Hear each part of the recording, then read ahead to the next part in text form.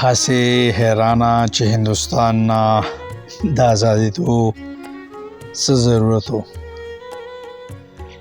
هسې حیرانه چې هندوستان نه د ازادېدو څه ضرورت و. انګریز د غلامۍ نه خلاصېدو څه ضرورت و. دا لوبه چې څنګه روانه وه بس روانه دې وه. د مذهب په نوم تقسیمېدو څه ضرورت و. دا ملک اسلام په نوم جوړ و نو کافر سره کافر په نوم د انسانیت نه وغورځېدو څه ضرورت و. ته چې شیخ ظلم ته حلال وای او خاموشه یې نو ستا فتوې په شراب د حرامېدو څه ضرورت و. تا د فرعون نمرود په کیسو مونږ لیونه کړو خو د ظالم په لاس کې لوبېږې د دې شرمېدو څه ضرورت و. څوکیداره ما خو افسوس تا من له ساتلی وې چې اوس امن نشته نو په سرحد ستا ودرېدو څه ضرورت و. تا چې موسی د رباب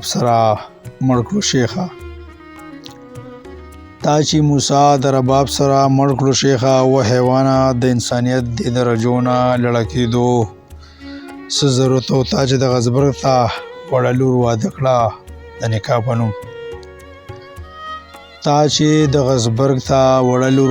د نکاح په نوم و ذلیله پلاره د دې سودا خرڅېدو څه ضرورت و. ته چې دلیپ کمار شاهرخ خان او جگجیت سنگھ ته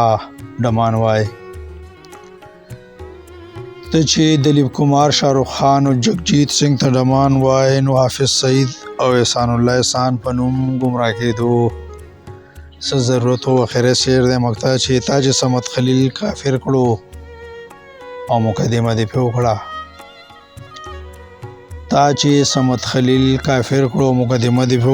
د هغه جرم ترقي پسند نظریې قتلېدو څه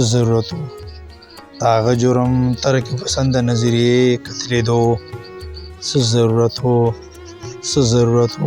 ډېره مهرباني.